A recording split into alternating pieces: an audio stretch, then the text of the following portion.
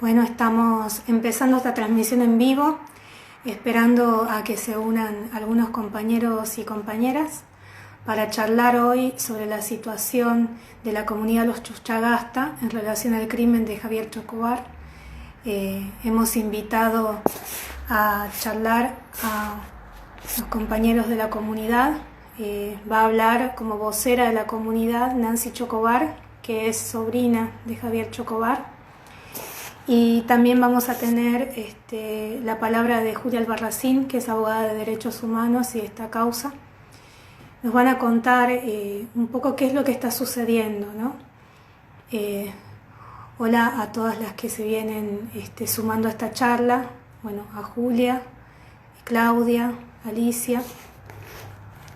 Espero que esta charla sirva para difundir un poco cuál es la situación que está pasando esta comunidad en Tucumán, pero también para empezar a repensar y a detectar cuáles son los mecanismos que permiten este grado de impunidad en determinada clase, ¿no?, social y en determinado tipo de crímenes. Un poco para los que se están uniendo mientras esperamos que aquí a la conversación se una Nancy Chocobar de la comunidad. Les vamos contando que en el año 2009, el 12 de octubre, Darío Amin, que es un empresario que también trabajó en la legislatura, de una familia terrateniente, se presentó en las tierras de los Chuchagasta junto con dos personas armadas y él también armado. Estas dos personas son señaladas como sicarios por la comunidad y también por todas las personas que han atestiguado en la causa, ¿no? La identidad de los asesinos no es menor, porque resulta muy necesario pensar quiénes son estas personas y por qué gozan de esta impunidad al día de hoy. Tenemos a un empresario de una clase social alta con alcance, digamos, económico alto, pero también tenemos a sus dos sicarios, que son personas que vienen ya rodeadas de una impunidad histórica. Son dos ex policías, está Luis el Niño Gómez y tenemos a Eduardo Valdivieso Sassi. El primero formó parte del Comando Atila, del Malevo Ferreira, un poco ya nos va a comentar seguramente tanto Nancy como Julia. Y el segundo, que es Valdivieso Sassi, está dentro de las listas del Batallón 601 de Inteligencia como informante, ¿no? Dactilógrafo figura en la lista, que fue revelada hace unos años por la revista 23. Esos son los personajes que rodean a este empresario que viene a avasallar a la comunidad de los Chuchagasta y que ahora, a casi 11 años del crimen, sin haber siquiera cumplido la prisión preventiva por completo, se encuentran libres.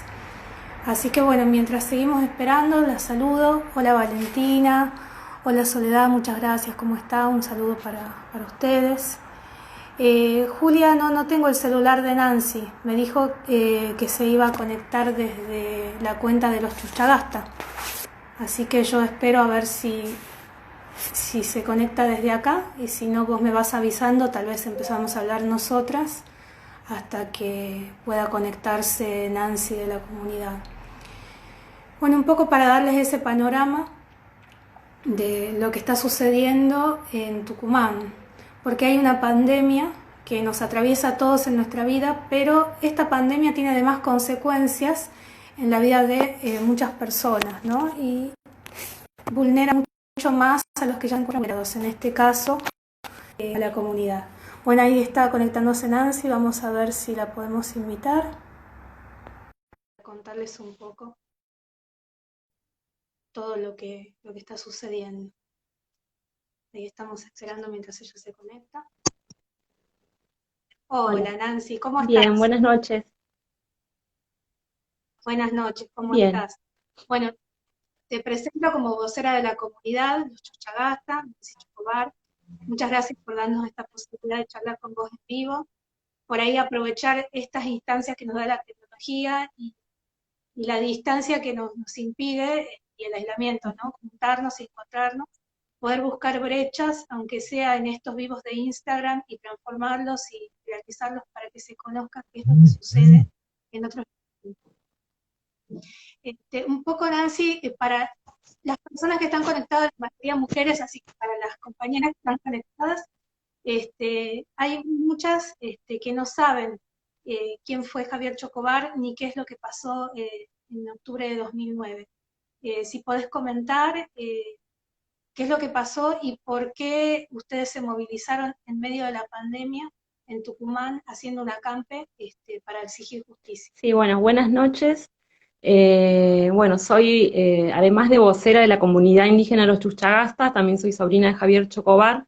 Y como vos bien mencionabas, bueno, nos hemos movilizado el 20 de julio en una asamblea comunitaria permanente frente al el Palacio de Justicia de la provincia de Tucumán, porque este 12 de octubre de 2009 van a ser 11 años del asesinato de nuestra autoridad tradicional Javier Chocobar, que fue asesinado el 12 de octubre a manos del terrateniente Darío Amin y los ex policías Humberto Gómez y José Valdivieso. Esto ocurrió en 2009. En el mismo hecho también hirieron de gravedad a dos referentes comunitarios nuestros, Andrés Mamaní y Emilio Mamaní. Y bueno, en 2018 llegamos al juicio oral, luego de casi 9 años bueno, de realizar diferentes acciones, ¿no? De visibilización y de pedido de justicia. Llegamos el 28 de agosto a un juicio oral que duró aproximadamente 2 meses y que dio como resultado la condena para los 3 asesinos. Para el terrateniente Darío Luis Amín, 22 años de cárcel; Humberto Gómez, 18 años de cárcel; y José Valdivieso, 10 años. A pesar de eso, de esas condenas, ¿no? Que nosotros entendemos que no es suficiente, porque si bien nosotros pedíamos que sea cadena perpetua, pero aún así también la comunidad empezamos a reflexionar sobre lo que es, ¿no? Esta justicia occidental y lo que plantea.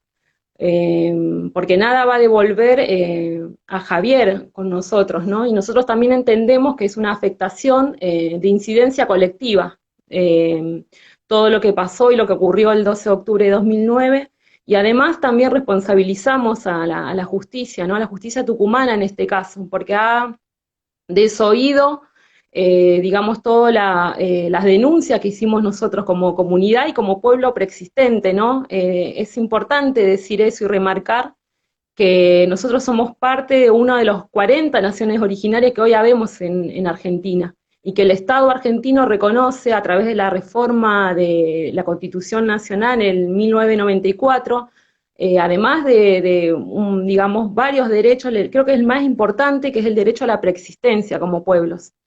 Y en esa situación también decir que nuestra comunidad se ajuste al derecho indígena que plantea Argentina, y que también ratifica a través de convenios, tratados y declaraciones, ¿no? Que hablan sobre el derecho indígena. Por eso te decía que nosotros hacemos también responsable a la justicia tucumana, porque antes del asesinato de Javier hemos hecho todas las presentaciones necesarias, ¿no? Para exponer también ante la justicia la violación de estos derechos colectivos. Y nunca fuimos escuchados. Y por eso llegamos al caso del 12 de octubre, ¿no? Al ataque que perpetraron estos asesinos contra Javier y contra la comunidad. Porque eso también es importante decir, cuando nosotros hablamos de que es algo, digamos, de afectación, de incidencia colectiva, tiene que ver con eso, porque el 12 de octubre nos encontrábamos en el territorio resguardándolo de manera pacífica, cuando llegan estos asesinos, y no solo dan muerte a Javier, sino que también disparan contra todos los comuneros, filman el hecho, porque no hay y lo hemos visto nosotros en el juicio, no hay arrepentimiento en ellos, en estos asesinos, ninguno de los 3 asesinos. De hecho, en el juicio, cuando se proyectaban estas imágenes del video, todos los que estuvimos ahí presenciamos cómo se burlaban, cómo se reían. Entonces hay un aspecto muy importante que va más allá de la disputa territorial, que tiene que ver con cómo está conformado el Estado argentino, cómo se ha conformado, y es un Estado racista. Nosotros lo hemos dicho en nuestras publicaciones, en nuestros pronunciamientos, porque eso también ha sido parte del proceso de este periodo de justicia de Javier Chocobar, entender nosotros como pueblo, como parte del pueblo de Aguita, como comunidad organizada, poder retomar la palabra en primera persona, pero también empezar a reflexionar sobre que esto es algo más profundo, ¿no? De que solo un terrateniente, sino que abarca varios aspectos y que por supuesto está estrechamente ligado con el Estado argentino, sus distintos poderes y organismos, porque es un Estado completamente racista desde la creación, desde la fundación del Estado argentino.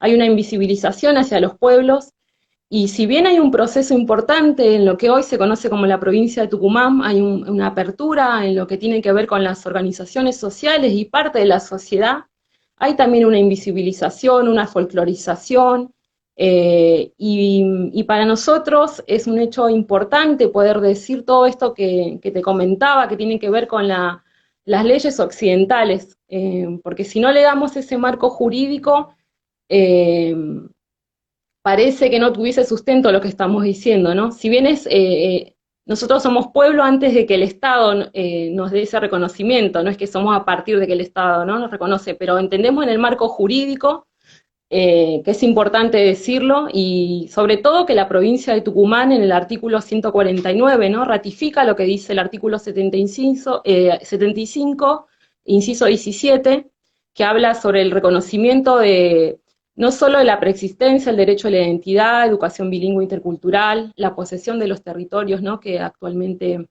lo que reconoce a través de la personería jurídica, es decir, que es como un DNI colectivo. Bueno, todo eso hoy en día está siendo avasallado, y por eso nosotros entendemos que a pesar del contexto de la pandemia, debemos seguir alzando la voz, y que el resto de la sociedad sepa lo que nosotros estamos padeciendo en el territorio, sobre todo lo que significa que estos 3 asesinos estén en libertad.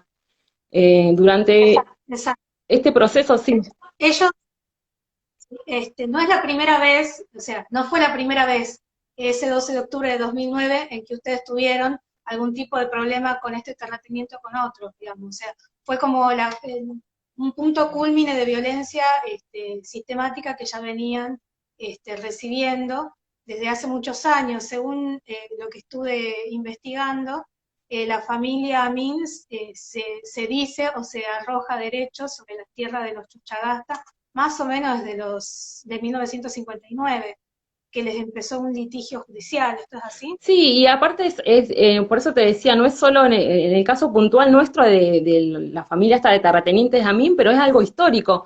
¿Cómo puede ser que se compren supuestos territorios con gente adentro? Digo, esto es muy llamativo.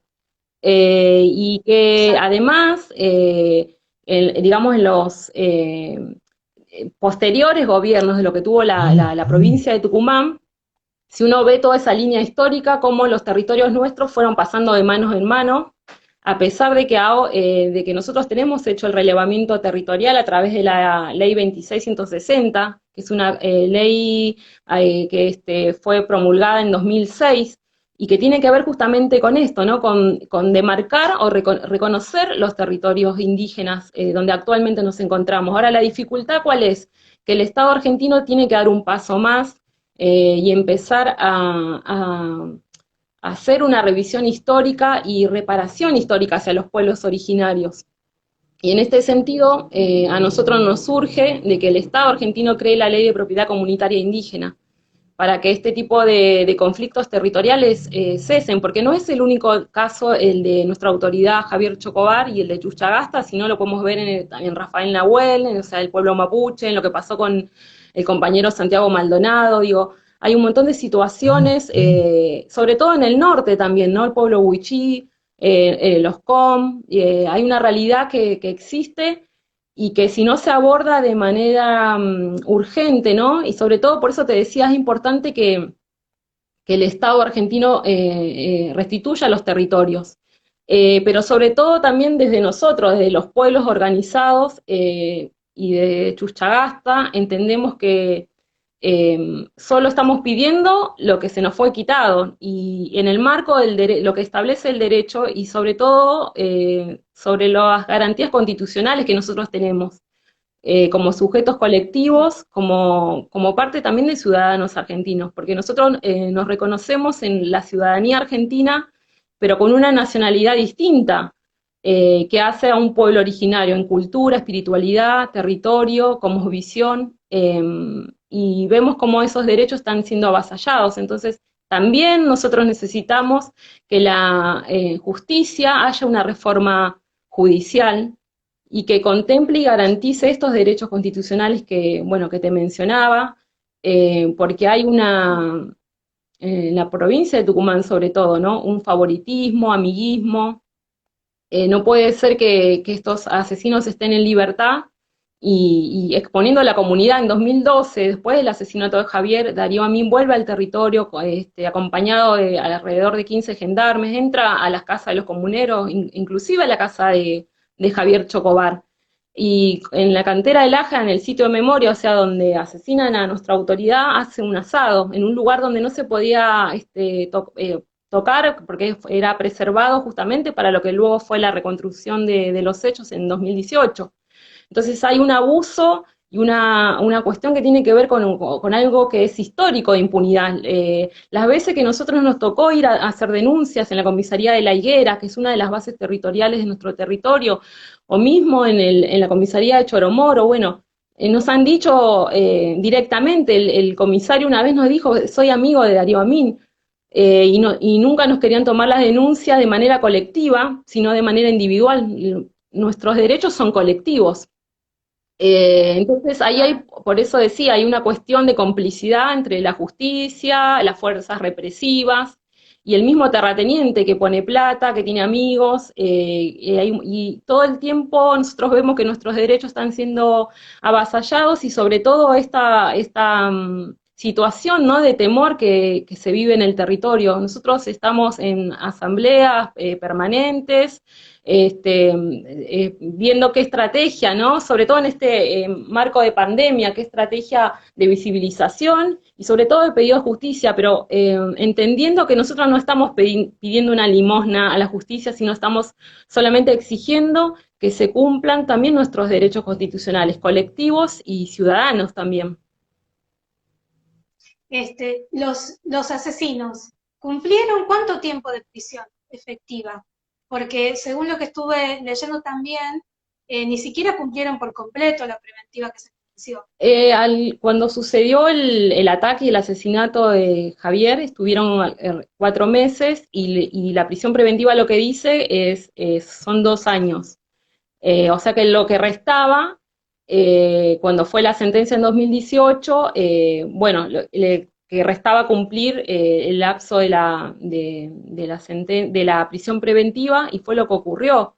Y esto tiene que ver con la inacción de la justicia tucumana y sobre todo la Corte Suprema de Justicia de Tucumán, que viendo toda esta situación, dilató los plazos y Darío Amín ya gozaba digamos, de la prisión domiciliaria, nosotros no lo sabíamos. Nosotros el 7 de julio, a través de la sentencia esta cuando se cumple la prisión preventiva, bueno, ahí al ver la sentencia también nos enteramos que el asesino el terrateniente estaba en libertad.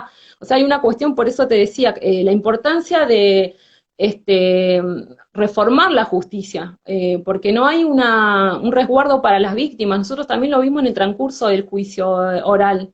Estábamos nosotros con los asesinos ahí, o sea, fue una situación, digamos, tremenda. No hay eh, hasta parece que nosotros fuéramos lo que hubiésemos, los asesinos, porque nosotros estamos dentro de nuestro propio territorio, atemorizados, los chicos nuestros, los niños, los adolescentes, o sea, sobre todo los que estuvieron el 12 de octubre, ¿no?, que ahora ya son más grandes, pero la vida, la manera nuestra de vivir el territorio justamente tiene que ver con lo colectivo. Por lo tanto, los jóvenes y los niños, las niñas participan de las asambleas comunitarias y saben de toda esta situación. Así que vos imaginate cómo nosotros nos encontramos en el territorio pudiendo volver a revivir lo que fue el 12 de octubre, ¿no? Y sobre todo por esto que te digo, de todas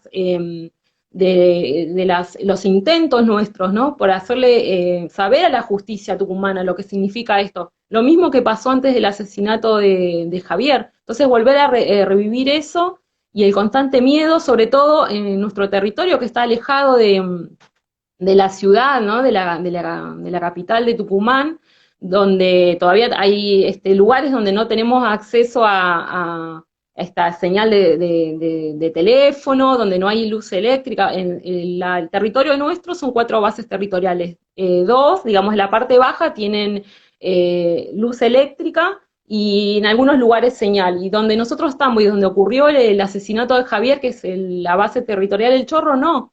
Entonces estamos expuestos a que vuelva a pasar lo que pasó el 2 de octubre, ¿no? Y sobre todo teniendo esto que te decía, ¿no? En cuenta todas las amenazas y todas las estrategias de amedrentar a la comunidad. El año pasado, en 2019, tuvimos también un juicio a uno de los referentes nuestros, que es Ismael Chocobar, que es sobrino de Javier Chocobar. Entonces hay, digamos, una serie de situaciones que tienen que ver con una persecución, ensañamiento, no solo con la comunidad, sino también con los familiares de Javier Chocobar, las amenazas, por eso implica todas esas cuestiones y la justicia mira para otro lado, ¿no? La justicia no les ha dado ningún tipo de garantía a la comunidad con esta libertad que le dieron, porque no está firme la sentencia de los asesinatos. Nada, No, ni una garantía, no. nada. Ningún tipo de medida de protección, No, nada. incluso cuando se le planteó el tema de poner, si se quiere, una perimetral, ¿no? Pero hasta lo plantea la justicia, por eso digo, la justicia occidental parece que no saben el contexto territorial en el que vivimos. Creo que plantea 5, no sé si 5 kilómetros, o sea, es dentro del territorio nuestro, pero después ha habido una cuestión, ¿no? De, por supuesto, los defensores de los asesinos, de Humberto Gómez, por ejemplo, plantea de que, bueno, que hay que decirle bien quiénes son y darles las direcciones de las personas que supuestamente no se puede acercar. Nosotros estamos hablando de una comunidad, de un colectivo y un territorio indígena. Entonces no se puede plantear que se den direcciones como se da, no sé, en la ciudad, y sobre todo lo que nosotros no queremos que entre a un territorio que tiene 4 bases territoriales. Nosotros estamos en el valle de Choromoro, ¿no? El departamento Tranca. O sea que ellos van a ingresar dentro de nuestro territorio, según lo que plantean, y quieren saber bien quiénes son las personas a las que no se pueden acercar. Entonces hay una cuestión de burla y de hostigamiento total. Y la justicia para nosotros no puede, ¿no? Porque en este contexto de pandemia nosotros tenemos que entender a la justicia. Ahora sí puede firmar una sentencia, porque de hecho también se contemplan sus derechos constitucionales en esto de que se venció la preventiva, lo cual nos parece bien. Nosotros no estamos diciendo que vayan en contra de sus derechos. Ahora queremos una igualdad de derechos en esta diversidad que tiene que ver con una diversidad de identidad indígena, pero que el derecho indígena y el derecho occidental plantean otras cuestiones. Entonces, no hay una inacción de la justicia terrible, hay un vacío legal terrible. Entonces nosotros estamos a la deriva. ¿Qué es lo que plantea, ¿no? la justicia? ¿O qué es lo que nos queda a nosotros? ¿Defendernos cómo? ¿De qué manera? Nosotros no estamos pidiendo esto no es un acto de venganza. Nosotros lo que necesitamos es que los derechos nuestros sean garantizados y queremos realmente poder vivir en paz. No puede ser que nuestra gente esté pensando que van a venir a matarnos. Y esta burla, ¿no? Por parte de los asesinos, que bueno, no se espera, no se puede esperar nada más de gente que no tiene un valor a la vida, porque nosotros para los terratenientes, ¿no? En líneas generales, y para estas personas, todavía no alcanzamos la categoría de personas. Y parece que para el Estado argentino y para la justicia, en este caso tucumana, tampoco tenemos la categoría de humanos, porque no se contemplan nuestros derechos humanos. Entonces hay que profundizar sobre esta cuestión, ¿no? De los pueblos y esta visión, por un lado folclórica, por un lado de invisibilizar los derechos que nosotros tenemos como pueblos. Pero a pesar de todo este marco, sí. Sí. En julio, cuando se enteraron, el 7 de julio que me comentás, de que ya les habían dado la libertad, ustedes se organizaron e hicieron el acampe. Contanos un poco cómo lo pudieron organizar, cuánto lo pudieron sostener y cuál fue la respuesta que tuvieron del Estado Tucumán. Sí, nosotros a través de unas de asambleas comunitarias y de este marco de pandemia también es difícil, digamos, pensar estrategias de visibilización. Y no solo en el contexto de esta pandemia, sino, vos imaginate, 11 años van a ser este 2 de octubre.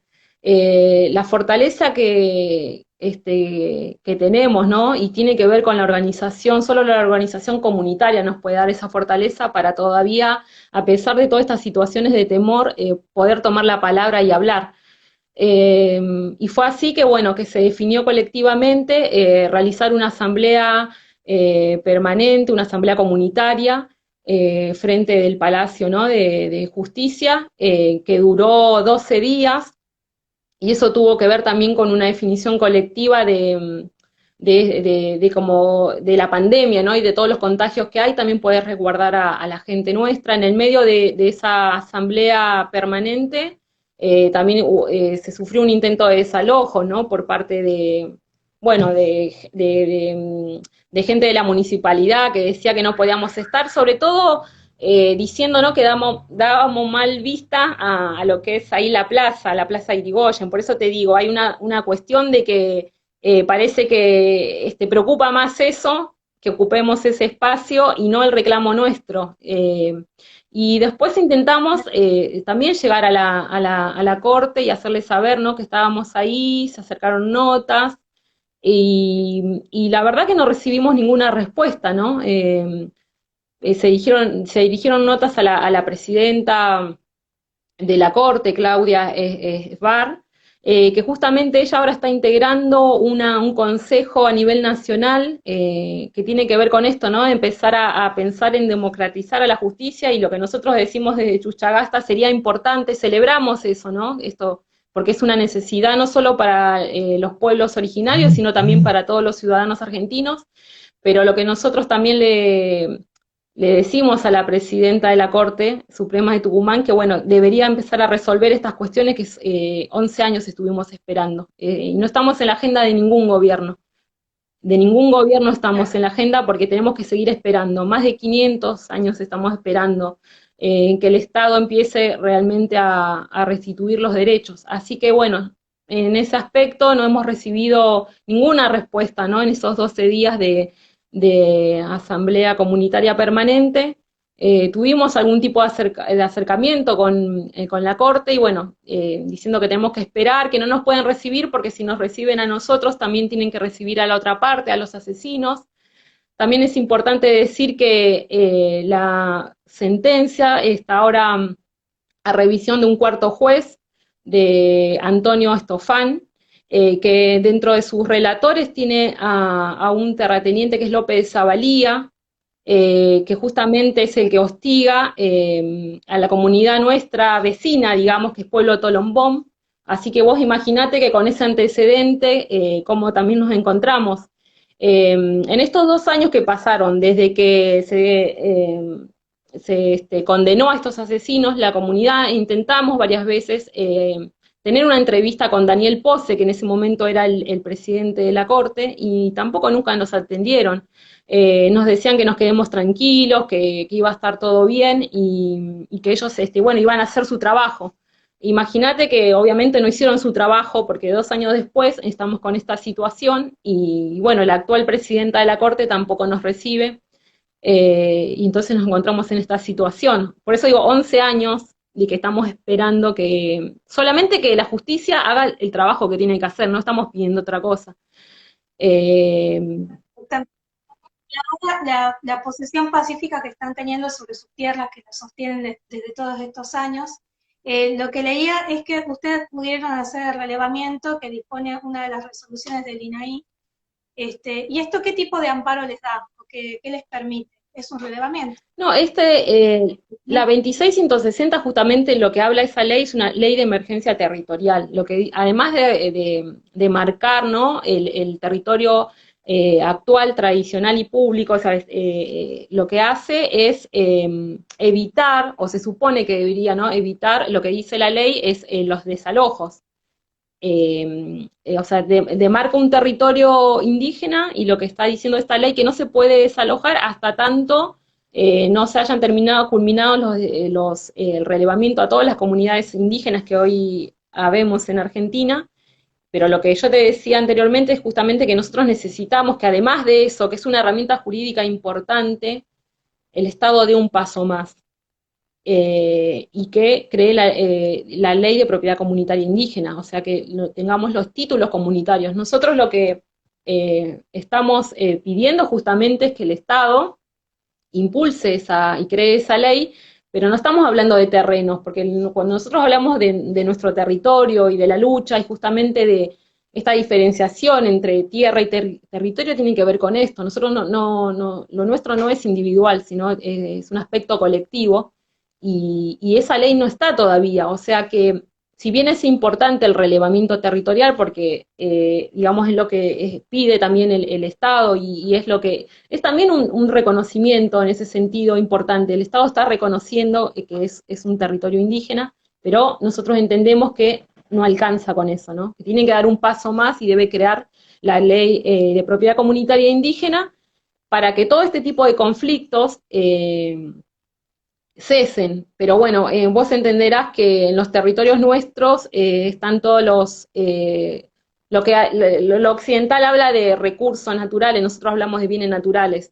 Y justamente asesinan a nuestra autoridad comunitaria porque querían explotar parte de nuestro territorio, que es una cantera de laja. La comunidad también lo ha dicho, para nosotros era un sitio más del territorio y nunca vimos, ¿no? Digamos, en ese sentido al territorio como algo mercantil.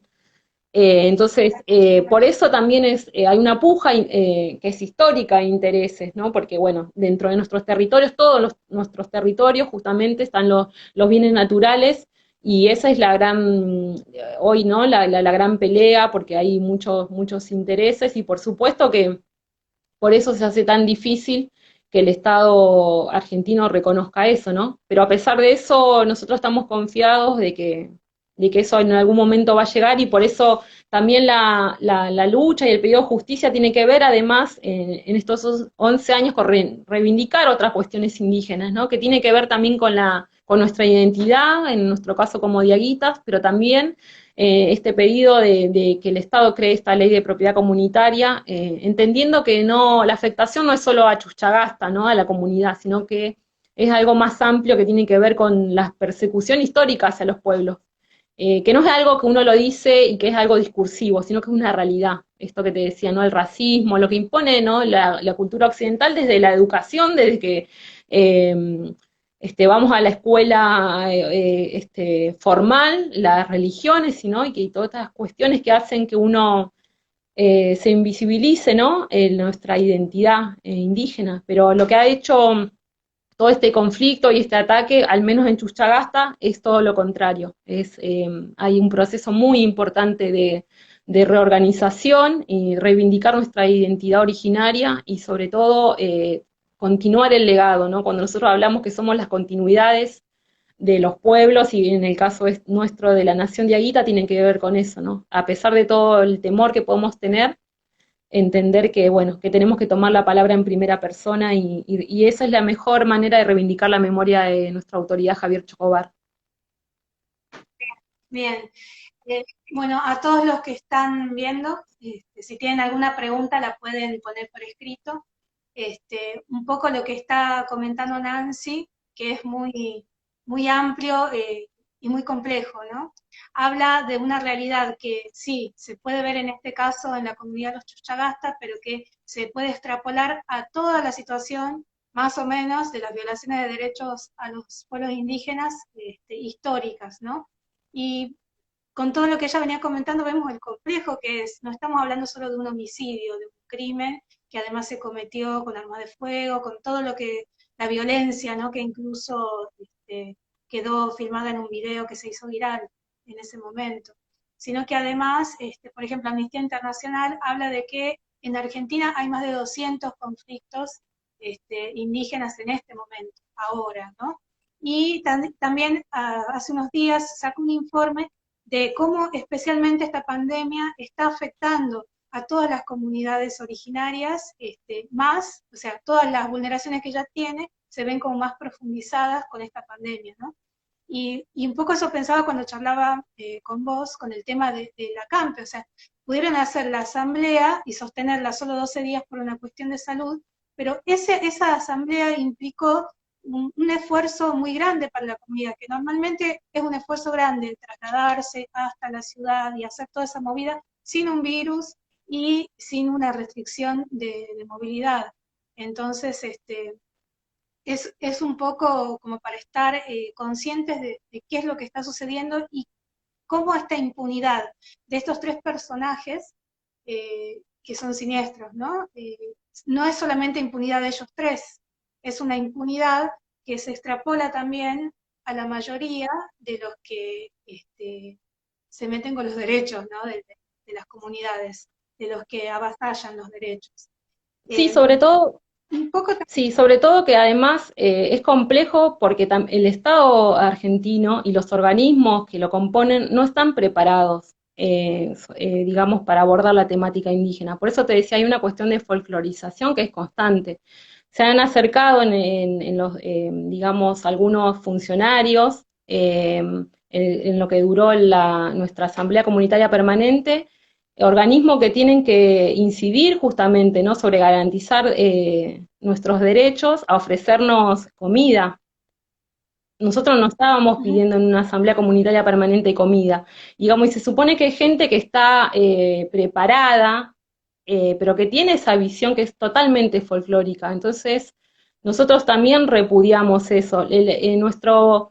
Digamos, nuestra lucha sería más fácil si el Estado argentino y los organismos estuviesen preparados, y la verdad es que no están preparados, porque además dificultan un montón de cuestiones que tienen que ver con procesos propios de los pueblos. Entonces es una realidad.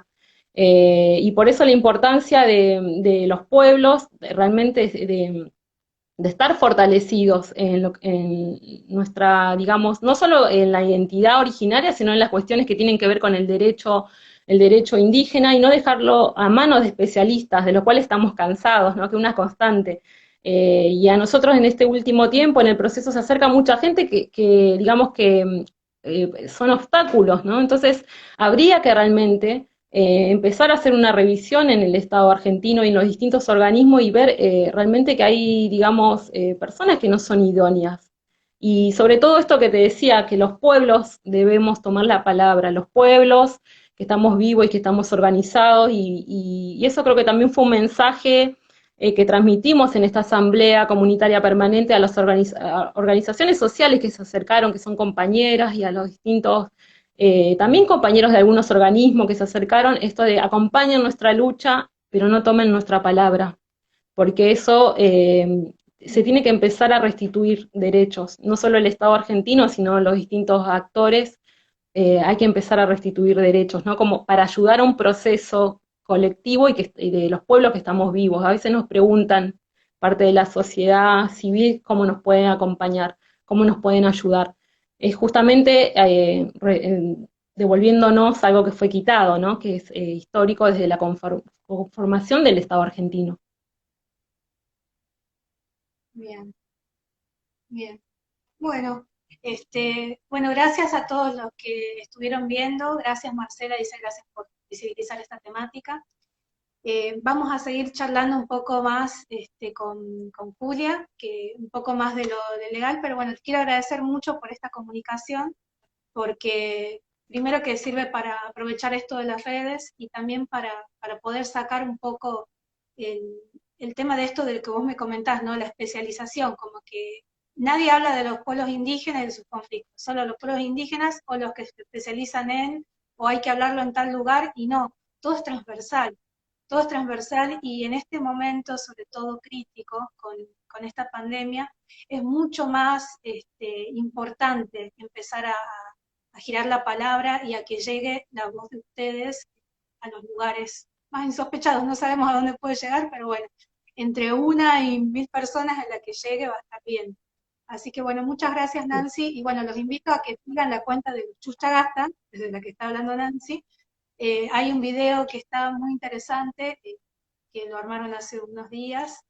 Bueno, lo vi colgado ahí, y ahí está toda la Sí. información de todo lo que ella viene comentando de esta lucha de muchos años, que vienen llevando a cabo, y también de las reivindicaciones históricas que siguen pidiendo y que le sigue debiendo el Estado, y bueno, y nosotros, ¿no? Todo el pueblo. Bueno, muchas gracias por el espacio, y también hacerte llegar el saludo de nuestras autoridades comunitarias, bueno, que también sabían de esta posibilidad que nos das para poder visibilizar nuestra realidad. Y bueno, también decir que mañana a las 10 de la mañana también se va a hacer una conferencia de prensa, justamente bueno, para visibilizar toda esta situación y seguir, ¿no?, con nuestro pedido de justicia, bueno, y eso, y transmitir la fortaleza que tiene nuestra gente, y esos videos que vos hablás justamente reflejan eso, ¿no? Hay un trabajo colectivo importante, un proceso organizativo, bueno, y estamos fortalecidos en ese sentido para continuar exigiendo justicia para nuestra autoridad Javier Chocobar y nuestros referentes comunitarios heridos, Andrés y Emilio Mamani. Así que bueno, muchas gracias y bueno, estamos a disposición. Dale. Sí, la conferencia va a ser ¿por dónde? Así Va a ser mañana en la avenida 24 de septiembre y calle 25 de mayo, de la esquina del bar La Pisada a las 10 horas. En Bueno, Tucumán. Seguramente vamos a tratar también de cubrirlo y subirlo en la página nuestra de Facebook, Los Chuchagastas Justicia para Javier Chocobar. Así que justo, sí, ahí también lo pueden ver, o tal vez acá también por Instagram. Así que bueno, muchísimas gracias. Bueno, Gracias. muchas gracias a vos, que estés muy Gracias. bien. Ahora, lo que voy a hacer es terminar este vivo e iniciar Julia. Así que los que están, por favor, a ver, ¿cuánto tiempo nos queda? Bueno, no tengo tiempo todavía, a ver. No sé si estás por ahí, Julia. Bueno, acabamos de hablar con Nancy Chocobar, vocera de la comunidad y también sobrina de Javier Chocobar. Estoy aquí enlistando para ver si puedo invitar a Julia. Sepan entender que todavía no soy muy ducha en esta tecnología. Bueno, aquí está Julia. Vamos a invitarla a Julia Albarracín a unirse a esta charla. Gracias por quedarse a compartir. Gracias, Marce, Josefina. Hola. Hola. ¿Cómo estás? Aguantame un segundito. Sí. Hola. Seguimos acomodando. Mientras tanto, les cuento que Julia, Julia Albarracín, ella es abogada de derechos humanos, es abogada de la causa Chocobar, pero también es abogada de otras causas de derechos humanos, ¿no? Por ejemplo, el caso de Isaura Arancibia, que está ahora, bueno, creo que están peleando el tema del juicio oral. También fue abogada de Gatillo Fácil, en un caso en Tucumán de Ismael Lucena, y también bueno, apoya a diferentes mesas de trabajo por derechos humanos, ¿no?, en general. Así que es súper interesante charlar con Julia también para que nos dé su visión desde el trabajo que viene acompañando a la Mesa de Justicia por Javier Chocobar. Y a ver, se nos fue, pero vamos a tratar de recuperarla. Ahí va de nuevo la invitación. Para que sigamos hablando. Hola, ¿cómo estás? Estoy con poca luz, parece, o no estoy pudiendo ubicar bien el teléfono, pero creo que ahí se ve mejor, ¿no? Sí, te veo bien. Bueno, un poco estaba siguiendo la charla con Nancy, ¿no? Acá en nuestro público, que son poquitas personas, pero vamos a tener muchos más, hay mucha gente que no sabe nada del caso de Javier Chocobar porque no son. Y eso me parecía interesante de poder hablar fuera de la provincia. Es una cuestión que abarca a toda la sociedad argentina y que es una realidad. Un poco para que nos entendamos, no sé quién hay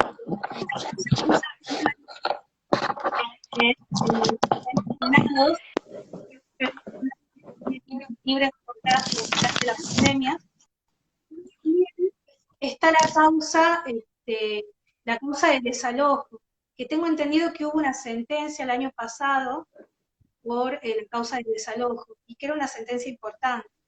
Perdón, ¿Qué nos podés contar sobre te escuché un poco nada más. ¿Me podrías preguntar otra vez? Porque te escuché muy poquito.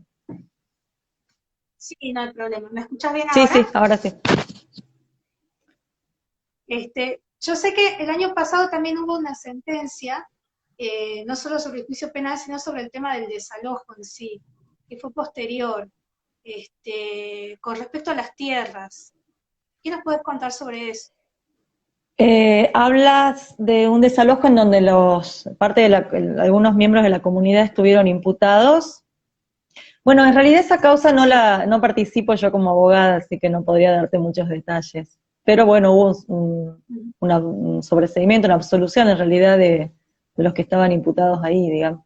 En algunas Bien, salas de acá de Tucumán, en Concepción, que acá en Tucumán tenemos jurisdicción en Concepción, en Monteros, en Capital, muchas de las causas van a parar justamente a las salas del sur.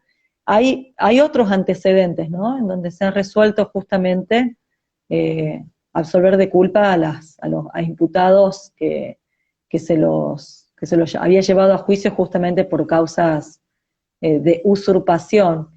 Yo supongo que te claro. referís a eso. Sí, sí, eso es lo que había leído. Y con respecto a la causa penal, y un poco a los que nos comentaban recién y lo que nos contaba la gente. Se les venció la prisión preventiva a los 3 asesinos de Javier Chocobar y bueno, y que también cometieron las lesiones, ¿no?, contra 2 miembros más de la comunidad. Contanos cuáles son los pasos a seguir, qué es lo que esperan desde lo legal y qué es lo que se exige desde la mesa de trabajo en este sentido. Bien. Bueno, como bien lo explicó Nancy, ellos cumplieron la prisión preventiva. También cabe decir que hay antecedentes en la justicia de Tucumán, en donde las prisiones preventivas sí se extienden en razón de los motivos que fundan la prisión preventiva. En este caso, los motivos que la fundaban tenía que ver no solamente con una cuestión relacionada, o por qué se pedía, digamos, esta extensión, no solamente relacionada con una condena ya dictada, que eso es lo que produce algún peligro de fuga, ¿no? a lo que se le teme, y por eso se funda con esas razones la sentencia, sino que aquí había una solicitud expresa que siempre existió, que la preventiva pueda ayudar a la comunidad a vivir en paz en su territorio, ¿no? O sea, tenía que ver con las intimidaciones, las amenazas que la familia, especialmente la familia Min, llevó adelante durante todo este tiempo que pasó, desde siempre, ¿no? Son personas que visitaron siempre el territorio a pesar de lo que había pasado. Ya lo dijo Nancy, justamente hubo un episodio en el 2015 donde pasó a un extremo de estar visitando ahí, hacer un asado, en fin, situaciones, digamos, no queridas por la comunidad y que generan, bueno, un temor fundado de la comunidad, ¿no? Entonces yo creo que la sala, si bien siguió esto, se apegó a la norma de los 2 años, la realidad es que podría también haberse expedido en otro sentido, resguardando el derecho de vivir tranquilos de la comunidad, esto que no tuvieron durante todo el tiempo que se realizó el procedimiento, la instrucción y después el debate oral, digamos, o sea, no lo tuvieron después de que fue la sentencia durante los 18 meses que siguieron, pero durante todo el otro tiempo no, y ahora nuevamente en la misma situación que tal vez la sala podría haber resuelto de otra forma, ¿no? Entonces esto pasó, y esto no fue lo único que pasó, porque cuando pasó eso, por supuesto la comunidad se preocupó muchísimo en en comunicar esto a la sociedad, porque además la sociedad se interesó mucho en lo que pasó con esta causa, de diferentes niveles y participaciones, digamos, y bueno, se encargó de comunicar, y el mismo día que habíamos hecho, me acuerdo, que la comunidad había organizado su conferencia de prensa, ese mismo día nos comunicaban que bueno, la Corte iba a conformarse con la opinión de otro juez. Esto nos alertaba a la situación de una posible disidencia dentro de las resoluciones de la resolución de la Corte para darle sentencia firme, y eso nos preocupó muchísimo más, ¿no? que lo que estaba pasando, este tiempo de dilación de la justicia, ¿no?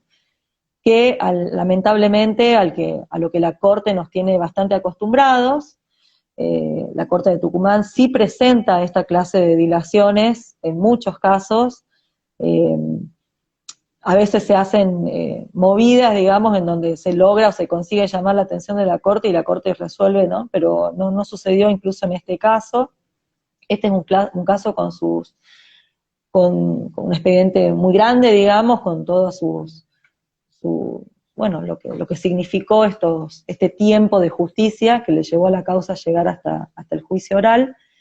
Y en este sentido, bueno, ahí es donde se produce la decisión de la comunidad de hacer el acampe, en relación a esta consecuencia, ¿no? Que puede traer aparejada una disidencia en lo que van resolviendo los jueces. Como bien lo dijo Nancy, hoy el expediente la causa se encuentra en manos o estudio del juez Estofam, este cuarto juez, habiendo ya pasado por el doctor Pose, la doctora Asdar y el doctor Leiva. Y bueno, el acampe también fue por eso, ¿no? Fueron estos dos motivos. Claro. Ustedes hicieron presentaciones, como comentaba Nancy, no tuvieron ninguna respuesta, notas presentadas ante la Corte para buscar que alguien los reciba. La comunidad cuando decidió acampar hizo dos solicitudes en ese tiempo, para justamente lograr alguna audiencia, ¿no? Para pedir esto quizás en primera persona, porque de manera presencial o de alguna forma que los responsables del Poder Judicial,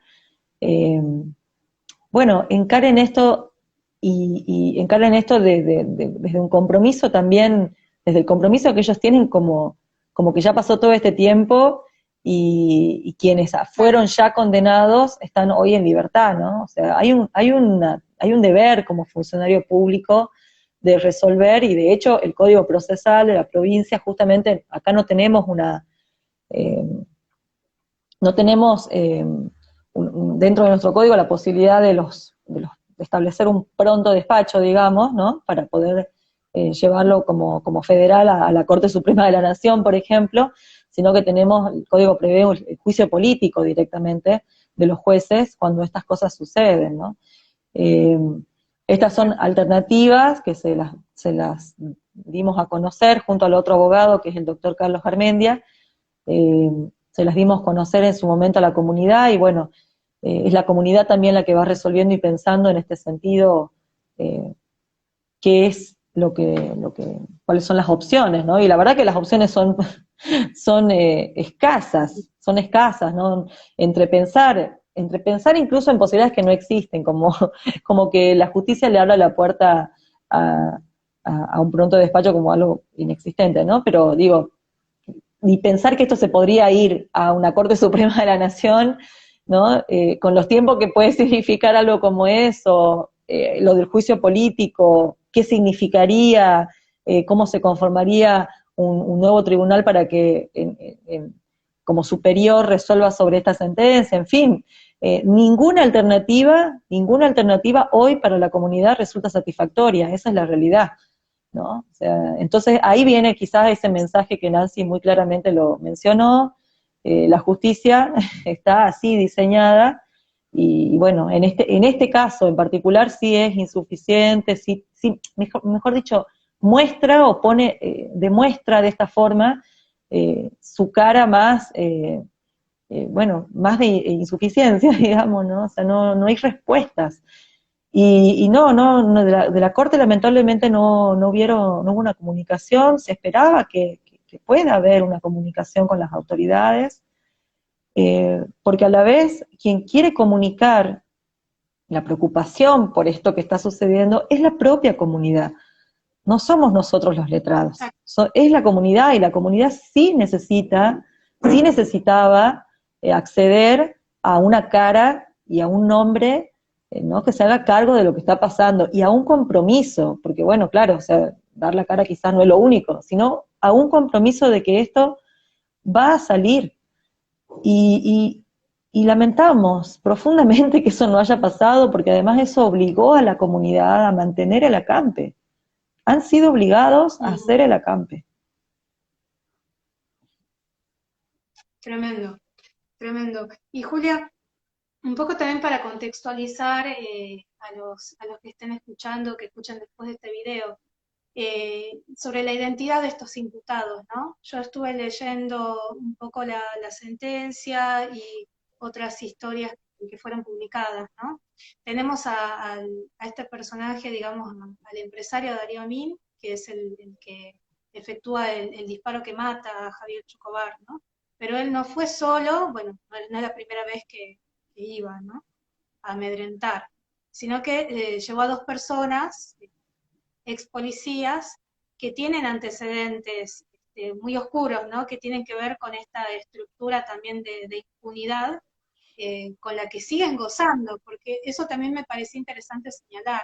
Tenemos a Gómez, que ex policía y formó parte del Comando Atila en los 80 con el Malevo Ferreira, y tenemos también a este otro personaje, Valdivieso Sassi, que figura en las listas del Batallón 601 de Inteligencia en la última dictadura militar. Estos dos personajes, además, o sea, muchos años después, llega 2009 y participan, tienen un grado de responsabilidad muy grande, y la muerte, en el crimen de Javier Chocobar, ¿no? Pero como que eso no es casual, ¿no? Son personajes que ya vienen con una impunidad y que con esta libertad que tienen ahora la siguen sosteniendo, ¿no? ¿Pudieron averiguar algo más sobre ellos, si tienen algún otro tipo de antecedente? Y bueno, esta denuncia, digamos, que hace la comunidad, de peligro concreto, ¿no?, con estos personajes, asesinos condenados, que dejó la justicia libre sin ninguna medida de protección. ¿Cuál es la respuesta que da la justicia? Es nada, no dice nada. Bueno, como vos lo estás diciendo, la sentencia, nosotros hemos presentado eso durante el debate oral, todos esos antecedentes, que en realidad son,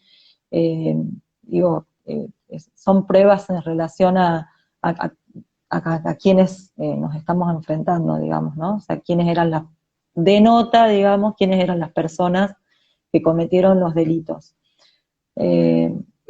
La sentencia ha sido, ha valorado, digamos, estas pruebas presentadas. En cuanto, a ver, la participación de Gómez y de Valdivieso Sassi es una participación secundaria, ¿no? Ellos son finalmente condenados como autores con participación secundaria. Justamente todo lo que pasa, digamos, con la aportación de armas de fuego es una variante importante para la determinación de la condena, ¿no? Ambos, en realidad los tres, no tendrían que haber tenido armas en su poder, y sin embargo las tenían, no por una cuestión también hasta formal, ¿no? Digo, o sea, se comprueba que ellos no están habilitados, tienen vencidos carnés que tenían en su poder, digamos, para poder portar armas. Incluso se identificaron como policías en el momento, ¿no? Efectivamente, sí. Ellos hicieron uso, digamos, de su experiencia en estos temas, digamos, el proceder que ellos tienen. De hecho, no es de personas inexpertas de ninguna manera.